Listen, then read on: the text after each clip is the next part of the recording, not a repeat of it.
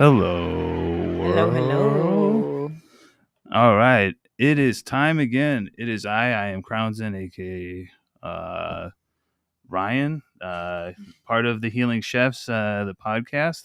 The other co host now, ladies and gentlemen, is IG's at Hollywood Betty. I guess in real life, Hollywood. Hollywood all the way. Hollywood. All right. Thank you for joining us. This is going to be dope. We are going a little bit new direction. Nothing negative towards the old co-host. Got a lot of things going on. Tap in with him. Very good guy.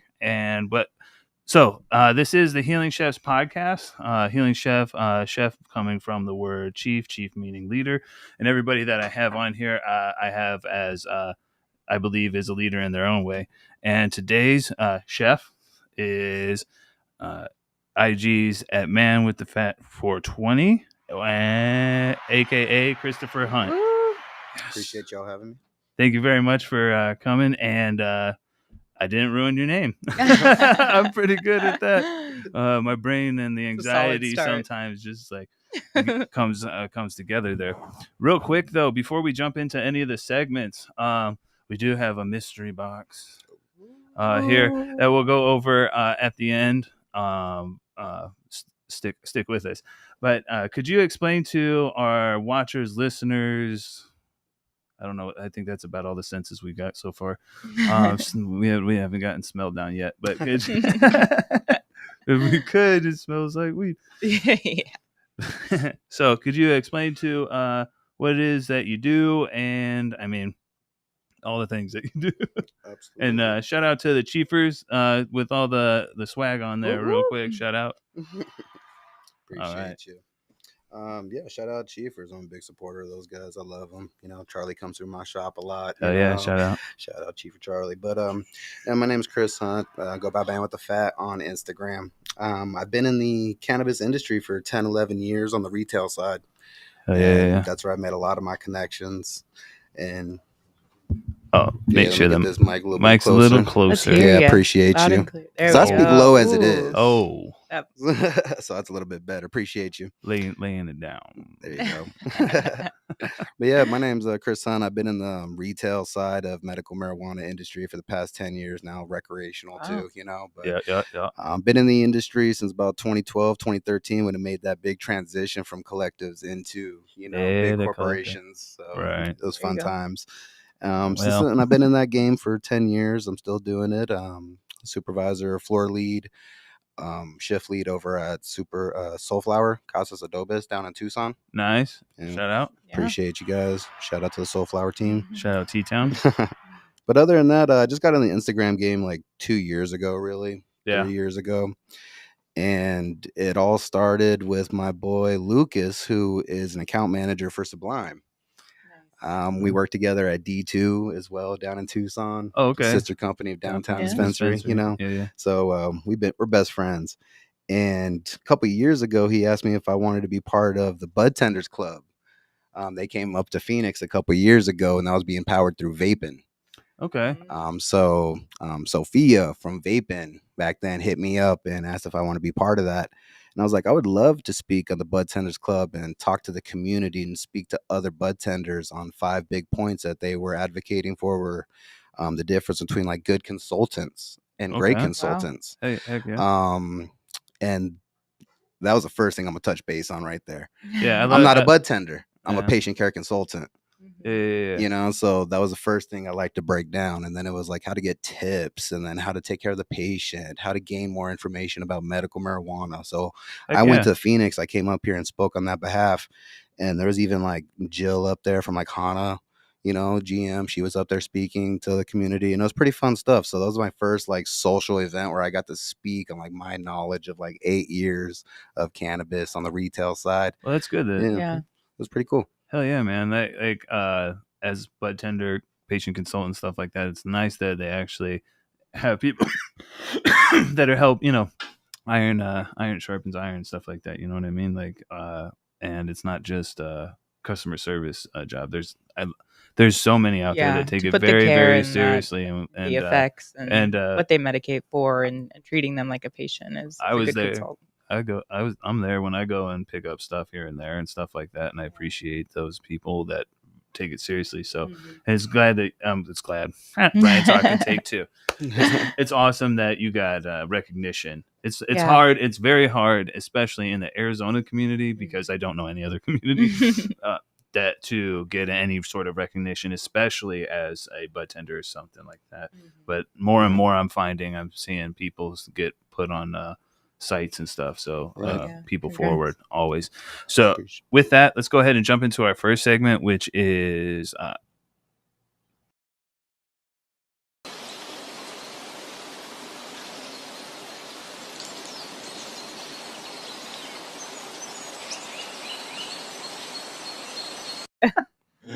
man, I smoke weed. I'm tired. I forget everything that I've ever done. It's cannabis journey. My brain. All right, so cannabis journey is all about how you found cannabis yourself, your personal journey with it, and where you're at with it now.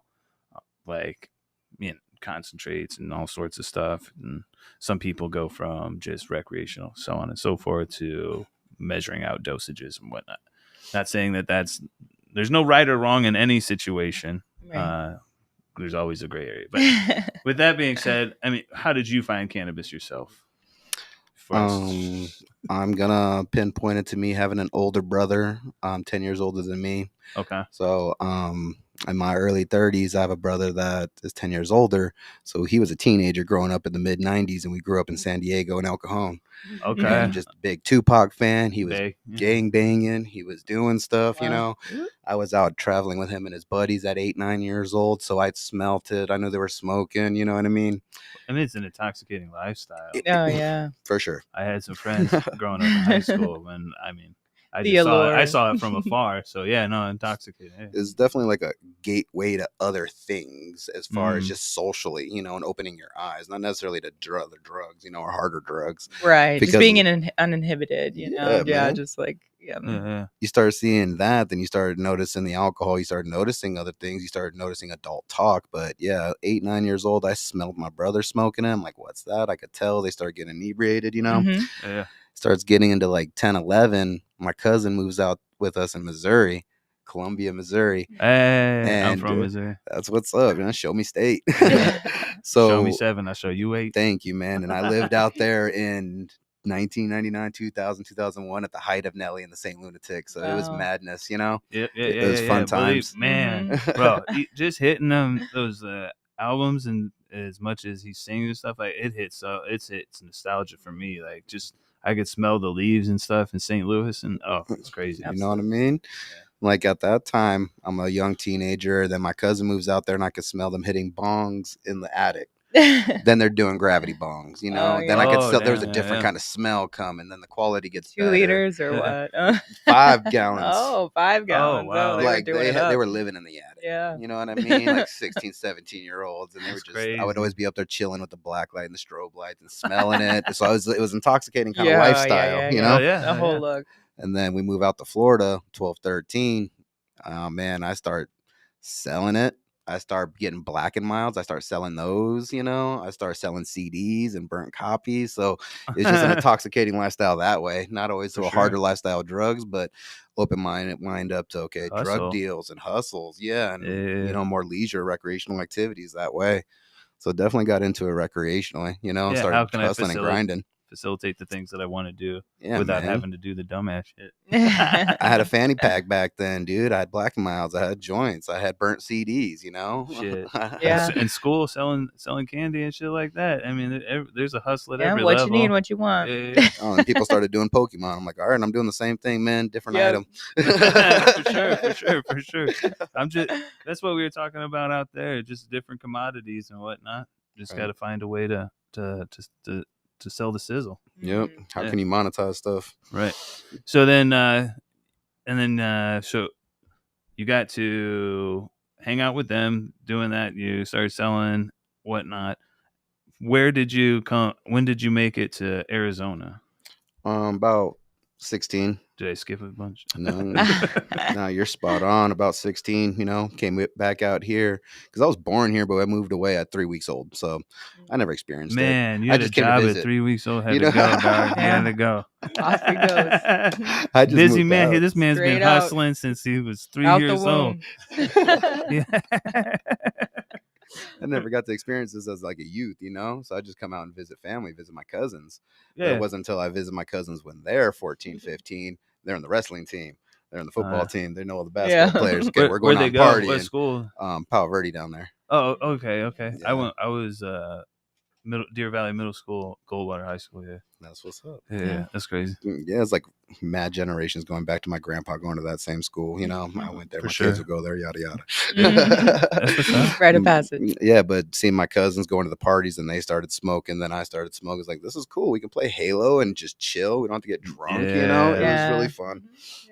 Yeah, I always had the friends that like I wanted to smoke and play video games, but I had friends that like wanted to drink and play video game. I'm like, bro, how the what? Like one immediately I'm tired. I mean, I guess it's what for everybody has their thing, right? Sure. But that's, each their own. But I would get dizzy. I get tired and then I can't see stuff and I'll just be like disinterested. Yeah, I'm nappy. Or just all into the alcohol, but right. Sorry, I going back. But so you figured out you could smoke and play Halo and all that kind of stuff. Yeah, that was like real recreational, man, and that's when I like gave up baseball and everything. As soon as I hit high school, I was like, I'd rather sit at home and get high and stuff. But that was like one of those kids, lost your, inhibitions in kind of way. But also, I've also done martial arts and jiu-jitsu my whole life. So there was nothing like sitting on the mat with my cousins who wrestled and me do jiu-jitsu and us collaborate and have a bong or a joint on the mat. So I just started like transitioning that a little bit. Nice. Fast forward to nowadays, people do this shit all the time. Look at MMA and everything. Yeah. And like what Sugar Sean with the weed and I mean, there was a consumption event. Isn't it crazy? Yeah, isn't it crazy how like some of the stuff in your youth you come to like you're like, oh, you son of a like you didn't even know that you learned a skill or something like that in the end, and they're like, oh, this all ties in. This is crazy, dude. It's madness. So smoking and beating the shit out of each other. Exactly right. It's something to keep you motivated at that time. That's what homies do. Exactly. You got to get better at it. Yeah. Sometimes you got to get punched in the mouth because you get a little loud, but it happens. Exactly. But, yeah, dope. Then you grew up and you started dabbing immediately. No, I'm just kidding. I didn't even know where dabs were. We had 12 years old now. I didn't even know where dabs were till like 8 years ago. Fair enough. Yeah. It's fucking crazy, No, I got I went to college. I did the whole thing when I was like 23, 24, and then I realized I didn't want to go to what I was going for, like computer technology, and I cared way more about people. I started doing like just speech classes and how to talk to people, how to conduct yourself, etiquette, anthropologies, and learning just general liberal studies, stuff like that. And I started going to school with that. My dad always told me you could be a student forever, whether that's with grants, loans, the way your mind works, philosophy, like you could just be a student forever. You should be a student forever.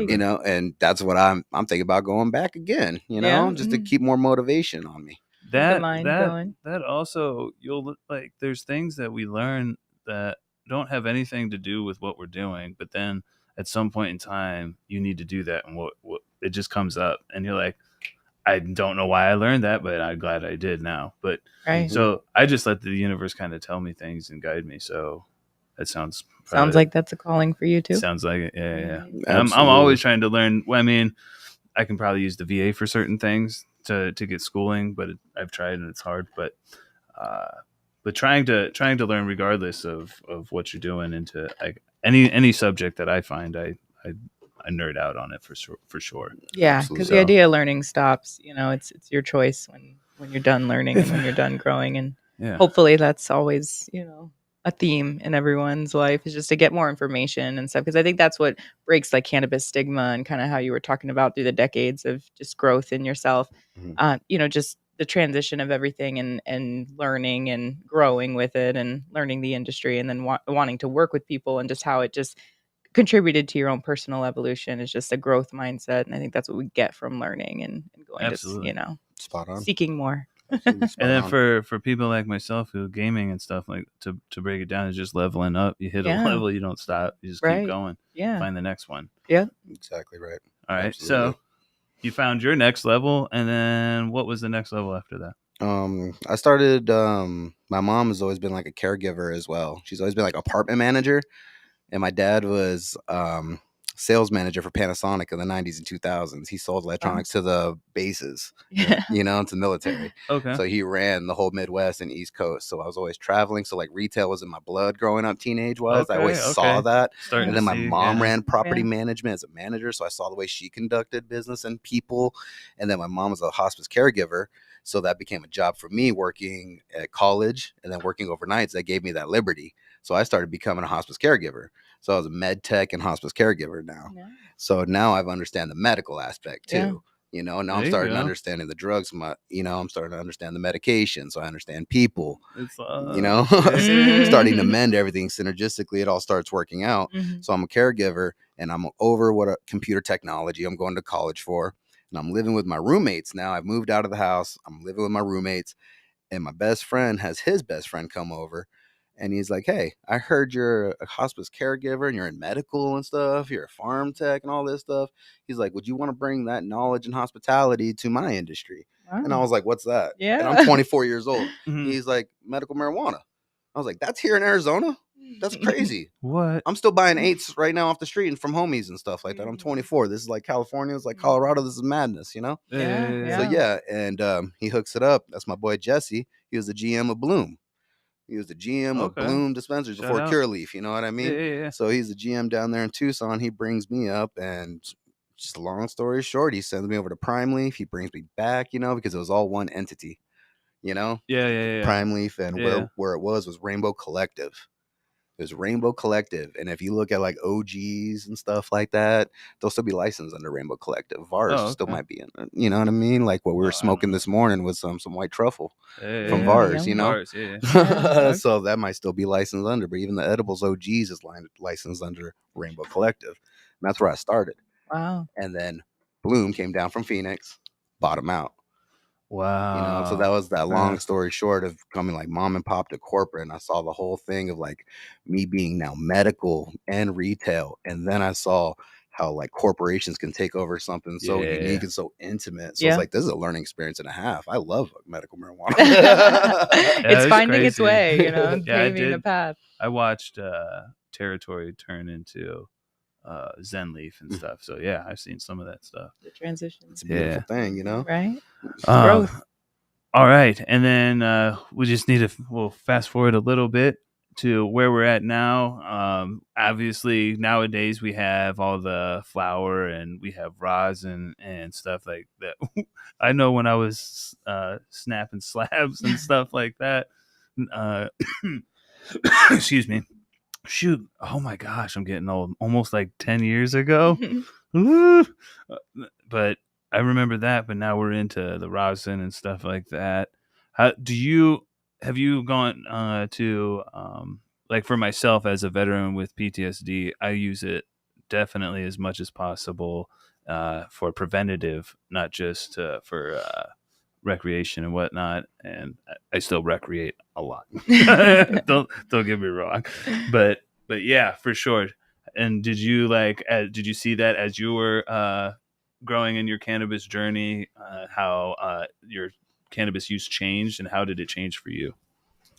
I think the biggest thing it changed when I was like a teenager and we were training in my backyard. My dad is a jiu-jitsu coach, one of the best in the country. And he's always trained me since I was little. And I got busted in the park when I was like 15, 16 years old. Midnight, past curfew, you know? So the cops hit it. They come and get us. So my dad has to come walk to the park and get me. Oh, no. And I was just like, God damn, can y'all like go get him? Like pick him up or something? This man's 55. He's got broken hips. He's got back surgeries and a heart pacemaker and everything. I'm like, well, we call him Terminator for a reason because he kicks our ass every day. And they're like, sir, he has to walk. I'm like, y'all done pissed off my dad. This is not going to be good. I got scared as soon as you said all that. Yeah, dude. And he is a 6'2", 220-pound blonde, white cowboy, you know, Wyoming oil drill correctional officer, 1973 running back high school champ, the whole bit. Wow. Scary shit. Quite a man. And I see that dude walk across the park at midnight with the fog. And I'm high as hell at 16. You just see fog coming across the park. Someone play the Undertaker's music. You know what I mean? Right. And I'm just like, shit. And then he comes up, they release us to him, and we're walking down the street to my house. And he turns around and he says, Bruce Lee smoked weed. And I was like, what the fuck does that mean? I was like, what the fuck does that mean? Do I keep training? He's like, just don't get caught. Next time you get caught, I'm not training you no more. I was like, oh, it makes sense. I'm 15, 16. Right. And that's when it really started hitting. I just can't be like lounging around. But here I am driving around with a bong. Right.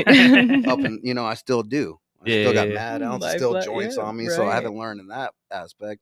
But I started learning, like, treat it the right way at that point. So I wasn't doing it at work at hospice caregiving. Most people, I serve people all day. I'm a consultant. Right. I serve hundreds of people a day, thousands of people a week. And I put plenty of nurses, plenty of medical people that want to smoke and vape. Right. I could never do that when I was doing it.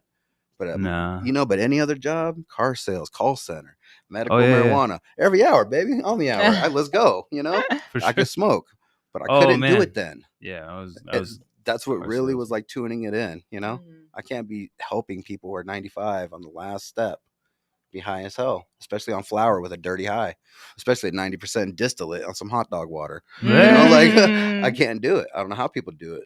I can't. Like, that's where I was finding my heart, my soul. And now I have pain. I have an arthritic hip. I have stenosis in my back. My back's wearing away. I got to suck it up for those 8, 12-hour days, as a caregiver. And shout out to you for doing it. It's not an easy job, especially when you have some ailments and whatnot.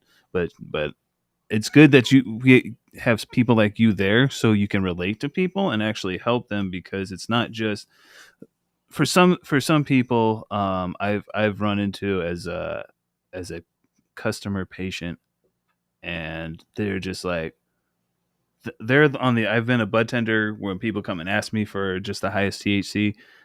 I've been on the other end when I come in and like, man, I got this shit's the strongest. I'm like, that dude, that's not what I'm here for at all. Mm-hmm. Like, there's people that come in for that and good for them, but like, I'm not here to take a shot of Everclear. Try it. Right. If you do try to take a shot of Everclear, please record it and send it to me. And don't do it in front of any flammable objects. It's gonna be hilarious. Breathing fire. Yeah. Should have met me at 14. I was wearing Keg security shirt every weekend. Everyone in high school and the football team knew where the keg was. Right by this guy, I was doing doubles of Everclear and just smacking 40. I put doubles in like a 44 ounce of beer and smack it. Like, I was wild. Well, yeah, but I've just seen people take shots of Everclear. As soon as it hits their mouth, it burns so bad that it just immediately comes breathing right fire. Out. That's bad. So I stopped drinking last year because I started sipping moonshine. Like, there's something wrong with me. I don't know. Journey over here too. I've had my fair share when my buddies made at least the apple pie, and I'm just like, this is great. This is great. Drinking it in the parking lot. Yeah. And then the next day's horrible. So I don't drink anymore. To each their own. Right. All right. So let's just jump into next segment. We're going to have to make up some time here and there, but I love it. We'll go ahead and jump into Trip Tales real quick.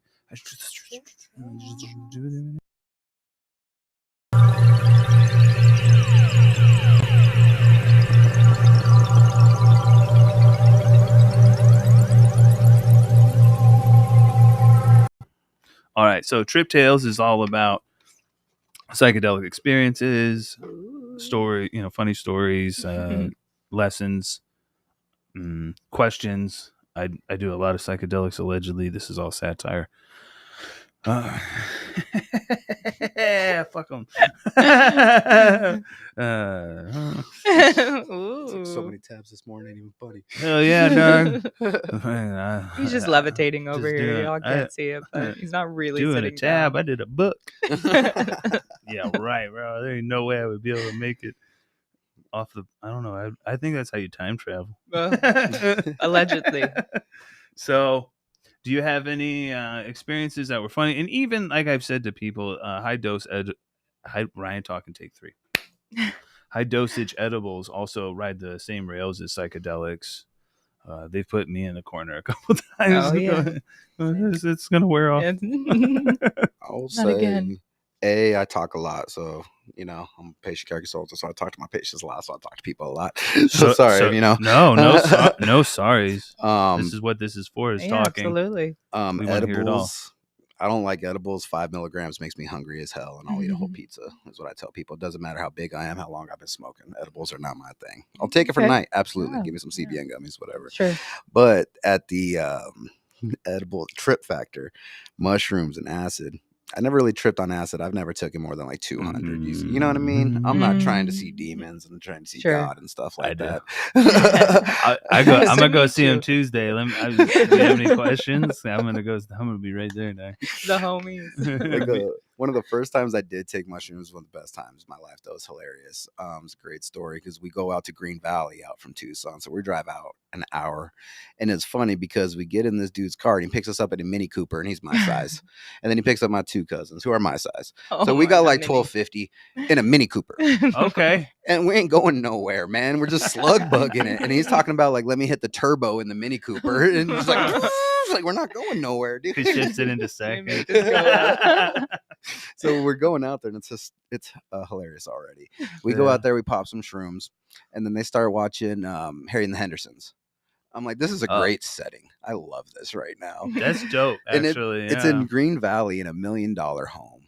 Parents aren't home. Just a bunch of kids, on college age and stuff, just chilling in this house. No responsibilities. No house quarter mile from us. Oh, my God. And then the coyotes and Javelina are like up at the gate and everything. Man, we're out there. And we're in the backyard. We're in the backyard, and these guys got a pool and a jacuzzi. And the jacuzzi runs into the pool. There's a waterfall. Oh, beautiful. And I'm like, this is great. I go into the jacuzzi, and they have a mini bar. So I'm sitting like this. There's a mini bar right behind me. There's a jacuzzi. I'm tripping. And then they're like, check this out. And they give me a remote. And the remote can control the temperature and the color. I'm just sitting there just tripping out, changing the color of this jacuzzi running into. I'm just melting into the pool. Oh, my gosh. And then I noticed it's been like 2 hours. And I haven't wrinkled. And I'm like, what kind of fucking medical bullshit is this? What kind of magic mushrooms did we take? I'm not pruning right now. I'm indestructible. He's like, I can't absorb water. I am fish. I'm a superhero now, guys. I am the anti-water. The gills are next. Well, they have a fire pit, so I must be indestructible to fire then. I go stand over the fire. No, you didn't. Yeah, I'm just chilling over the fire, dude. I'm like not getting burnt. I'm chilling. I did that at another house. I dove in like a freezing ice cold pool. I was like, we need to go outside, Everyone wants to go inside and watch Harry and the Hendersons. I'm like, let's go on walks. Let's go outside. Let's go swimming. This is fun as fuck. Yeah. Outside for me is safer when I'm tripping. Inside is where all the demons and the thoughts are. I wanted to go inside one time in that $1 million house, and it's because like in the garage was grandpa's like 1965 Mustang, so I smoked a blunt in that shit. Sorry for the vintage muscle heads and shit, but not at all. I was tripping as fuck, and I was like, I think that'd be cool to smoke a blunt in this vintage ass classic Absolutely. car. That's funny. I don't know. Every time I'm tripping so hard, like smoking weed, I'm like, I'm doing it, but I don't really know if there's anything really fucking happening. Right. But I do it. Acid definitely got me through the COVID though. Yeah? Yeah. I started taking quarter of a tab, half a tab, and a full tab like every other night, every week or whatever, man. Just to in the house. Escape a little bit. 2 parents work, 2 kids, you know what I mean? On lockdown, I'm just like, I need to escape my mind, dude. Yeah, I work with people for 12 hours. At that time, I was working a 15-hour shift, a 14-hour shift, a 12-hour shift. I'm like, I need to escape my mind. Wow. So I started taking tabs. It's definitely where I get at a certain point, and I'm like, okay. I'm starting to get back into that little angry person or whatever situation I'm in. I'm like, it's time to trip again. We're gonna go ahead and fix this real quick. Yeah, dude. I feel like a little cloud up in here that needs to decompress. Dealing with numbers, dealing with people, dealing with the stresses. It's not like a headband effect or nothing. It's just like right here, and I feel like mushrooms, a little bit of mushrooms, a little bit of tabs, just boom. Releases that. Now you got me wanting to take some tonight too, but it'll ruin my Tuesday. So I'm like, there just hasn't been the right opportunity for me quite yet, where it's been a calling for me. But hi, I'm Mr. Opportunity, knocking at the door. We'll see if I answer. We'll figure that out, maybe allegedly. Remember, anybody watching this, listening to this is all satire. For sale, all satire, all jokes. Yeah, these is jokes. It's all fiction. Comedy. All right. So yeah, some good trips and everything, and trying to just fix yourself. But anything else you want to add real quick? Because we're going to jump into our break. Then mental health. But anything else for psychedelics? Psychedelics. I'm definitely a big advocate of them now, as far as like mushrooms, and the acid goes in like micro, even macro dosing. Yeah, I'm an advocate for them. Absolutely. Say that much. That and ketamine and all that kind of stuff, especially for myself with being a veteran with combat PTSD, really helped me and helps me from time to time. The shrooms for sure, but ketamine really kind of is something to look into for people that have a real reactive kind of a thing. Oh, yeah. Research is doing a lot for it, and there's proof from Elon Musk to down that are really getting into that special K category and what it can really do for the body, and all of this is just going to come with more research and more proof, of substantial change. Yeah, and I think that's something that I'm glad you brought it up, that the plandemic caused is us to stop thinking within the confines of the society that has been built around us, and we kind of like got outside of our minds and stuff and went like, yo, wait a minute. Everybody is just like, this is not how we're supposed to be living our lives. Right. That's cool. They created an awakening. That's cool. Hard reset. Did. That's what they really did. They did it. They tried to avoid it. Fully rebooted humanity. Turned the button off. And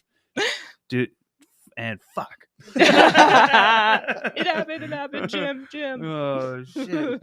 And then the French put shit on the fucking. Did you see the shit on the fucking government place? Oh, goodness. Love it.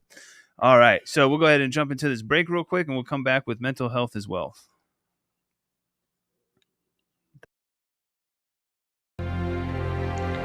Habari Entertainment Films present There's Only One Name for News with Damon and Aisha.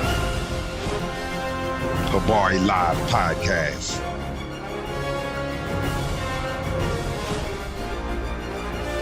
Habari Entertainment, a race against time. On a quest for glory.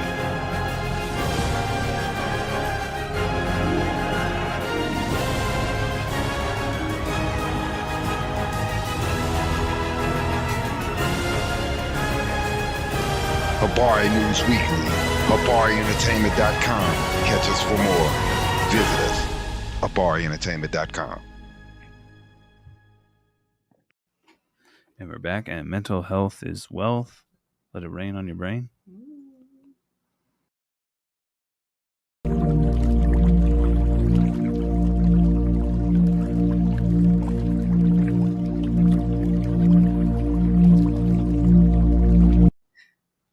And welcome to the spa. Yeah. I need to know what frequency that was. That was nice. Perfect. That tickled the left side of my brain. Bro, I got it from your friend, my friend, your tube, my tube. It's something from YouTube. Nice. I don't remember exactly what, but I think that was almost a year and a half ago now, I believe. It's a good hurts. Yeah. But if I find it again, I'll send it to you.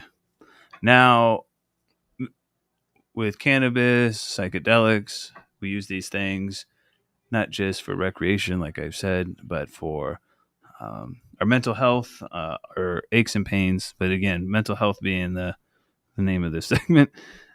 I just start rambling. Too. Yeah, we love to talk. That's why there's a podcast. It makes sense. So, what have you learned along the way that you haven't shared so far? Like when I asked Betty, I'll ask you, is there any coping mechanisms that you have that maybe you can share with people that way? Like, because like I myself like to count or do cleaning or something as soon as I get upset or something, because I can control that. I can't control what the hell is going on around me. I do some audible breaths. Yeah. I do everything internally 20,000 times. So at the beginning of the podcast, and you're like, oh, I try not to talk too much or reset. I'm like, I'm telling myself 50,000 times since the start, since I walked in here, slow down. Just like a whole lot of mental create a practice, mantra. whole lot of mental practice. Yeah. Everything's just slow down in my mind because I'm going to go out into the real world where it doesn't care what speed it is. It's going at that world speed. So I just go into it slowly, like baby steps, I feel Slow you. yourself down, yeah. So it's been a lot of mental practices, like my coping mechanism, because I got social anxiety up the yin yang, Yeah. And I think a lot of it is me being excited. So even if we're stuttering words or anything, and it's like, oh, I have anxiety. Anxiety, man, that's being excited. Yeah, for sure. Absolutely. Yeah. When we were talking before, I forgot who it was with. Is like when we finally get around people that you feel comfortable with. That's what it is. That's what it is. That's what it is.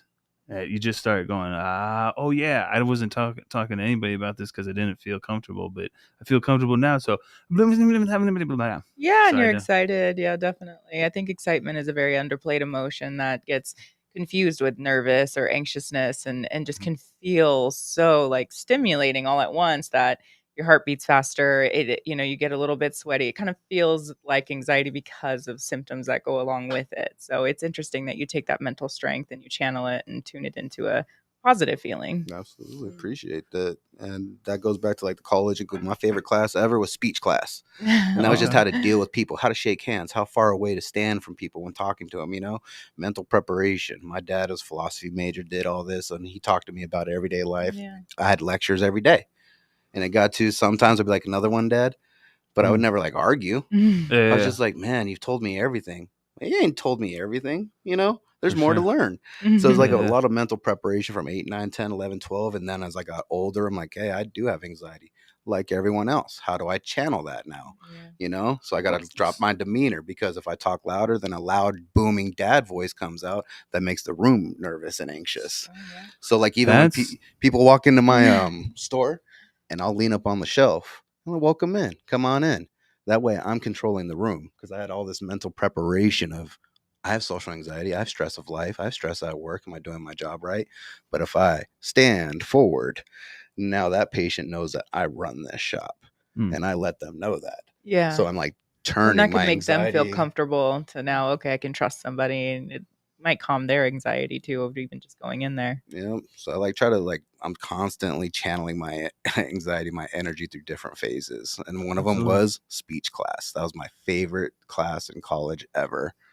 Anthropology, history, everything you can learn medical wise didn't matter. I was like, speech is really cool. Now I know how to talk every day now and conduct myself every day. It's a psychological play. Yeah, absolutely. Everything is, what I mean? I make people trust me doing that. You know what I mean? Yeah. And I don't want to make people trust me, but it's different visual cues, physical cues, my verbal cues, all these different things play into fact. Yeah. And then I went into a customer service call center. Okay. 90% of it's inflection of voice. Now, how do I talk? How do I sound pleasant now? I was a debt collector for like 5 years. I don't know, man. Stepdad did that, and I thought about trying to get a job with him doing that. And they're like, you would hate that. I turned, so just like anything else, it's what you make of it, right? Right. And I turned it into, so this is how, just real quick, go back to you, but I would hit people up and be like, hey, I have some options to help you out. If you want to work with me, I'll work with you. We'll get it taken care of. If not, I got a file of like 300 people I got to call. So I'm going to go ahead and move on. Right. I'm not here to like do whatever. And like, cause when I first started, they teach you all that kind of stuff, and I can find anybody at any time. And because even if your number, I can find your family's number and then find out through there and everything, wormhole through that. But that stuff, that's not never going to get you paid. You know what I'm saying? That's just that real creepy stuff that people are like immediately go, oh my God. And so I try to turn around like I'm going to help you and stuff like that. And that's how I was good at it, but it's all what you make of it for sure. Absolutely. But that's definitely part of that. And I did door-to-door Kirby sales at a point in time, and I did car sales, all psychological plays. Yep. And I learned very well at all that kind of stuff.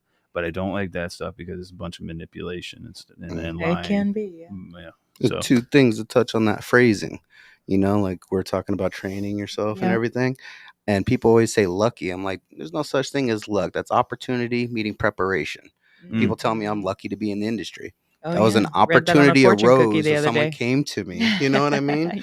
Someone came to me, asked me if I want a job in medical marijuana. I prepared myself by being in retail, by learning people, by knowing medical. You're taking control. So it wasn't lucky. You can call it luck if you want, Yeah. Call it something. But that was opportunity and preparation. Sounds like the sounds of a hater. Exactly right, dude. So lucky. And I'm at the shop the other day, and I loved your response, is what you make of it. Because I'm at the shop the other day, someone's dropping off product. I'm like, how's it going, bro? And he's like, shitty, whatever. And then before I could say what I wanted to say, hey, sometimes you have a shitty day and we need to make it. Sometimes people have shitty days. We have to make theirs. My GM turns around and says, hey, life's what you make it, bro. And walks away. And I was like, hey, that's the blunt truth. That's the blunt truth. Or I could have been gentle about it. It's all it's all perspective, man. Like I'll even, I, as much as I tried to, a lot of people are like, oh, he's not enlightened. I'm like, I'm not really enlightened. I'm trying to heal, but I'll have moments and stuff like that during the week and stuff, and I'm being that asshole or something, or I'm getting upset because I'm tired or hungry or something. And I'm like, change your perspective. Look at all the great things you have going on right now.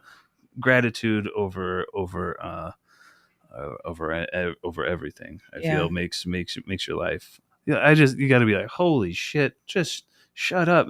You sound like a brat. And noticing that mental shift is a big progress. Like that's that's progression and healing. Like it's just noticing those slip backs, noticing when you're feeling that way and then reframing. So that's definitely, it's progress. So when you said you're not enlightened, just healing, I was like, that was going through my head. The same thing, like your recognition was a huge that's part my of self-deprecation because I know people are haters out there and stuff like that, and that's me just trying to get ahead of them.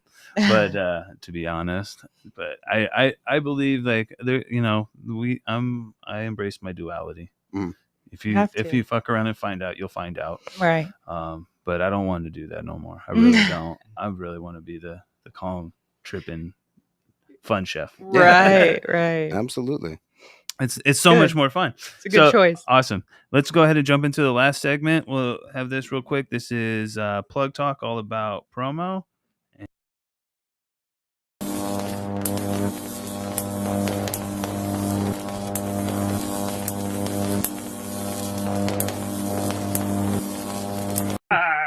Ladies and gentlemen, welcome to What's in the Box.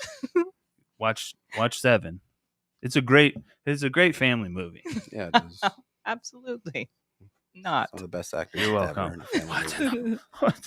What's in the box? What's in the box? Sorry. All right.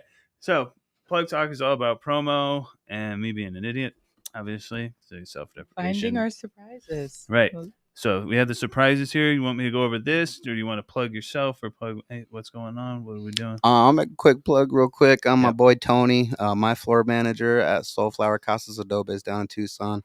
He put that cover photo together that you guys used. Absolutely wonderful. I appreciate that graphic design. That's fire. This is also some of his merch that he's starting on. Strains Wears. He's going to be start making jerseys, Skywalker OG, Hybrid, Indica. It all says it on the back. You have Strains specifics. I need a DJ Short Blueberry one. See, start putting in requests, man. I want to try to blow him up, dude, with my connections. Start getting him into shops and stuff like that. So shout out Tony. I'll much buy appreciated. No dude. Discount. Absolutely. Much apprecited. He does good work. He's also a great floor manager, and everyone in Tucson knows him, so he's good people. Real homies don't ask for discounts. Like I said, shout out Chiefers. I'm a big supporter. Shout out Soulflower. Appreciate you. Shout out Medical Marijuana, just giving me my whole life and giving me support from my family, myself. And shout out marijuana. Shout out the plant. I'm not a botanist or a cultivator or grower, but I love that damn plant. He's an enjoyer. I'm an appreciator. I can't draw for shit, but I appreciate art. I appreciate the shit out of it. Awesome. So we'll go ahead and jump into this. Yeah, and make sure you hit him up, follow him at Man with the Fat on Instagram. Be on the lookout because I'm going to be doing a giveaway this week with Potent Planet coming up this weekend. Giving away some flour. And I got one coming up with Coop/Cow Pig coming up. It's going to be fun times. Hell yeah, dog. Hell yeah. A lot of great things. Make sure you tap in with him And so you did bring us this box. Yeah, surprise! Happy birthday! Merry Christmas! Happy birthday! Oh, did you know I had a birthday this year? What? Just one? Yeah, Just I one. did. Yeah, every No year, other births, I are you have sure? one, but I'm definitely having one this year. That's what's up. No, there's I'm a appreciation certain there. age this year. So with that, he gave us we got 4 different jars of Vars. Shout out Joey, shout out Davey, shout out Vars team down there. Appreciate you guys. Shout out, yeah, heck yeah! Because I haven't even got to try this, but we did smoke the white truffle before the show. Fire. And let's see what else. We got the another thing, white truffle, some trop cherry. Trop cherry is one of my favorites of this year. Sherb cake again. Or sherb cake, two sherb cakes right here. Ooh, is that for the Vars? Cross? No, it's two. Oh, yum. Okay. 2 jars. There's 4 jars of Vars, but 2 jars of Vars. Yeah, 2 jars of Vars, baby. Yeah, we're just gonna keep running in people's head. Jars of Vars. Jars of Vars. Jars of Vars. They're gonna show up to the store. Jars of Vars. Jars of Vars. Jars of Vars. $50 8s at Soulflower, but 2 jars for $80 today. 2 Jars of Vars. Of Vars. Jars of Vars. Marketing. Exactly. And then we got the Snoring Roots Sour Diesel. Boom. And stacked on it is the Cannamo live resin. I can't read anything. Sour Diesel. So yum. That stacked on that, you roll that and you do that together, and you blow your mind.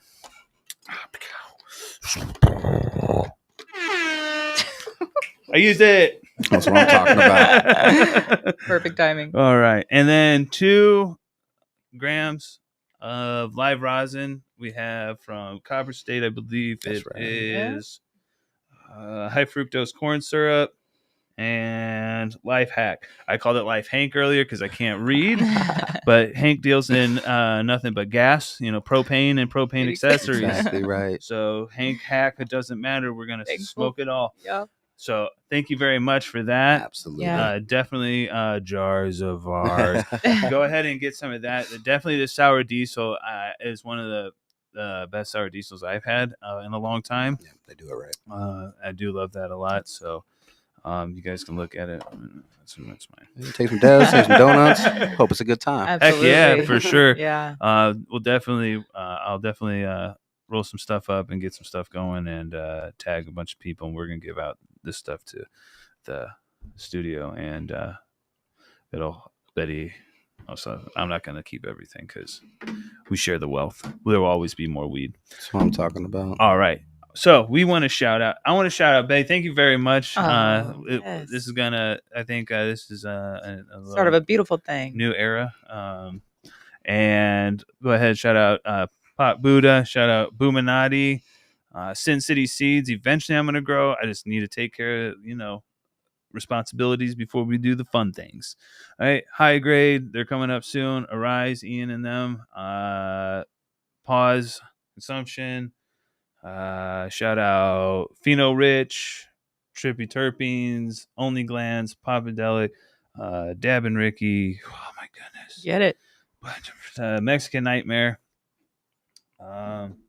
Life. Shout out Life.